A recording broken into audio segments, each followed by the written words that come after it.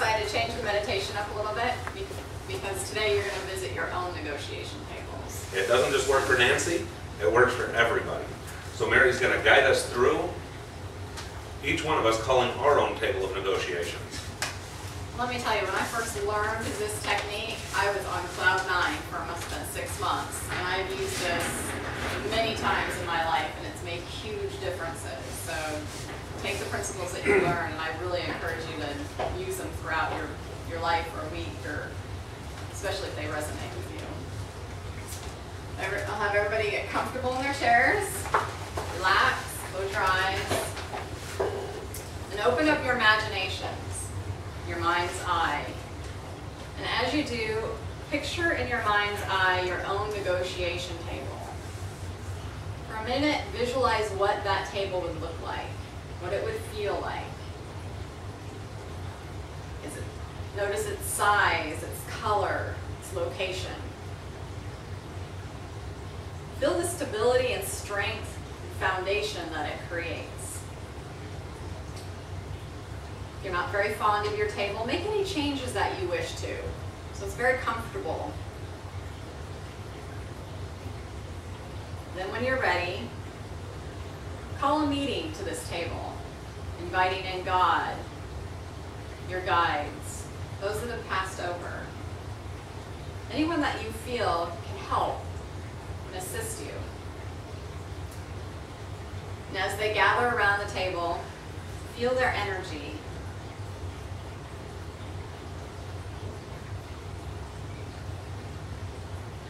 Before starting your meeting, take an inventory of everyone that's at your table, making sure that your best interest is at heart.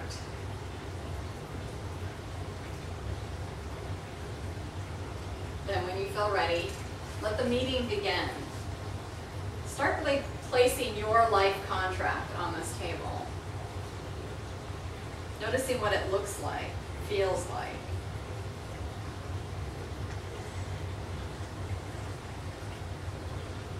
As you place this contract on the table for renegotiation,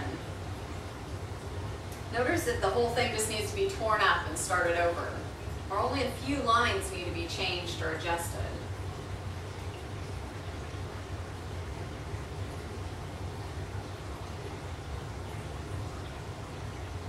Think of the things that you like more of in your life, or less of in your life. Be specific on what you desire. And don't forget the time frames around those desires as you present your case. And as you present your case to this board, feel what they have to say.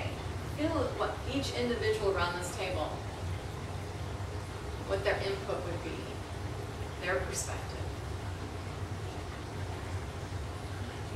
Going back and forth in conversation as you hash out this new contract, these changes that you desire. I'll give you a moment to do so.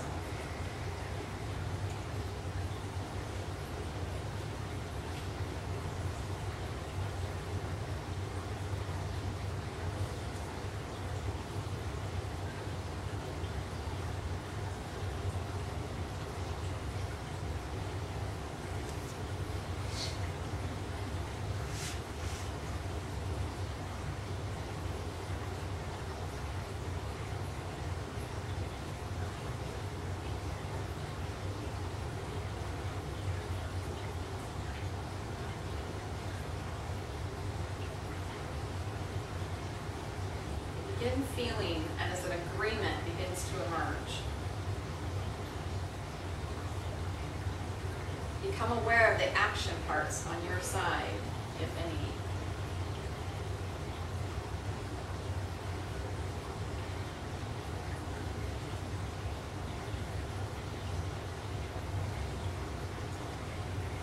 Feel as an agreement is reached, and the contract rewritten or adjusted, then signed by each person at the table, including yourself. If negotiations need to continue, Know that at a later time you can pick up right where you left off, reaching a point of resolution. Feel the freedom and joy that comes with this new direction, as well as the empowerment within yourself and the support that this group brings to your life. Feel as any excuses you might have had in the past disappear. You're ready for this new direction, embracing it, feeling excited for it. And when you're ready, you can open your eyes. Let's try it. If you didn't finish, please take the time to finish what you started. It is very powerful, and using it in each area. Doesn't even just have to be life in general. You can get very specific with certain areas of your life. It's a very powerful technique. Thank you. Today's message is on negotiation. As you can gather from the skit and from the meditation, if you got those two things, we're set. Let's go have some coffee. It's really just that easy. Now, the universe weighs nothing, and I love synchronicity or synergy when things come together at just the right time, almost like you planned it. Today we mentioned is 10-10-10, which numerologically speaking is a 1, and a 1. Now this isn't equaling up to a 3, this is a 1, and a 1. This is 3, in numerology, a 1 signifies a new beginning. A 9 is the end of an old cycle. For the last 2 to 3 weeks, we've been in a 9 cycle, the ending of a 9 cycle. And what that's done, I don't know if anybody in this room can relate, but I know a whole lot of folks who can. Over the last 2 to 3 weeks, anything that you've had fear around has been right about here. Almost impossible to look around. No matter how you try to move it, it keeps showing up. It can be finances stuff, just boom, thought I had that dealt with. Relationship stuff, whoops, where'd that come from? No matter what area of life that somebody has had, with energetically and intuitively knowing, even if your cognitive mind didn't, intuitively, we're all in that ebb and flow of the universe. Like we're all out in the ocean. We can feel when the wave comes in and when the wave goes back out. Whether we know it consciously or not.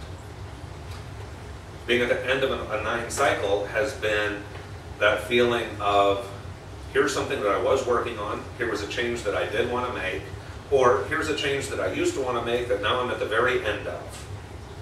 And even if I tried pushing that end back, good luck. Good luck. When that wave of the universe is saying stuff is going to end now, good luck just hanging on your surfboard saying, I'll catch the next wave. When that little tsunami is coming, you might as well just ride with it. Anyway, that being said, for the last 2 to 3 weeks, anything that you've struggled with, anything that's been brought right up here, know that it was in perfect and divine timing. It was right in sync with the universe. And it had a purpose, and that purpose was, I'm done with that. Today being a 1-1-1 is all new energy. Today's the day that you can actually decide whether you want to rip up the whole contract or just part of it. In the past, it would have been like, in a different analogy, a garden. Before it was, what's in my garden and what can I do, and oh, it's overrun with weeds and I need to do this, that, and where's the irrigation and whatever. One little step at a time stuff. On days like today, that's a 1-1-1. That is new energy on 3 levels. That's like new energy spiritually, intellectually, and emotionally, all on the same day. Which is why today is, intuitively, it's why today is such an amazing day for weddings. There are weddings booked up all over this country that are happening today in a big, big way. Because whether the people knew it or not, they felt that wave of the ocean to know that today is a day of new beginnings. And they said, wow, let's begin our life together today. The same way, you can look in the mirror and you can say, we've got big mirrors, turn around, y'all. We got really big mirrors back here. Just look in that mirror and look at the person that you're in the biggest relationship with of your life, yourself, and say, today is the day that I start a new relationship with you. That's what today's about. That's what the energy of today is about. As we saw in the skit, life is negotiable. When you choose to make a change, when you say, I'm done with this, now, what new seeds do I want to sow into my life?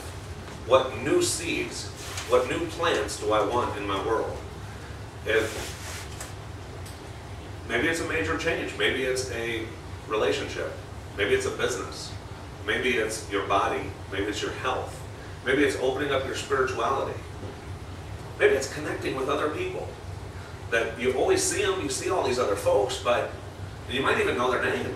You might even know one or two trivia questions about them. Oh, that's so-and-so and they do this, that. But really connecting with people. Love you, man. How can we hang out? When do you want to hang out?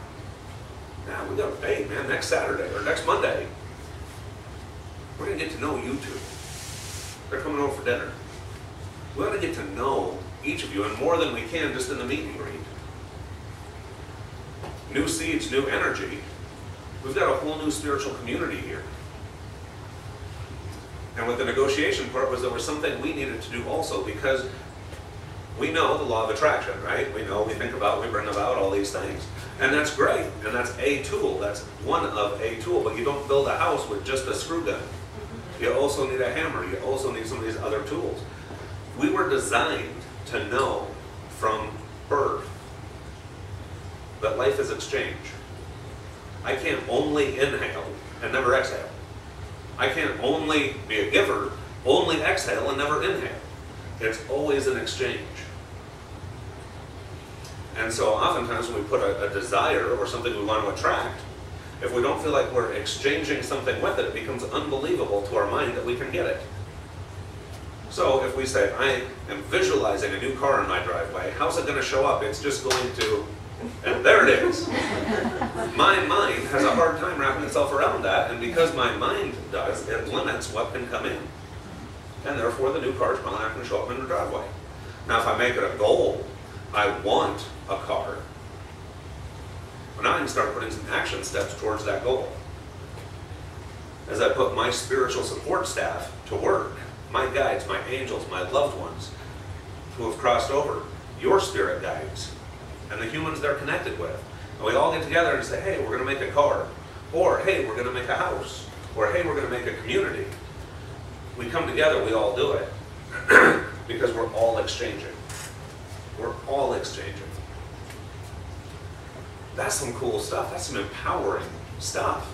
And in the skit, even God saying, you think this is a punishment? You think I'm going to hold you to some old contract you wrote?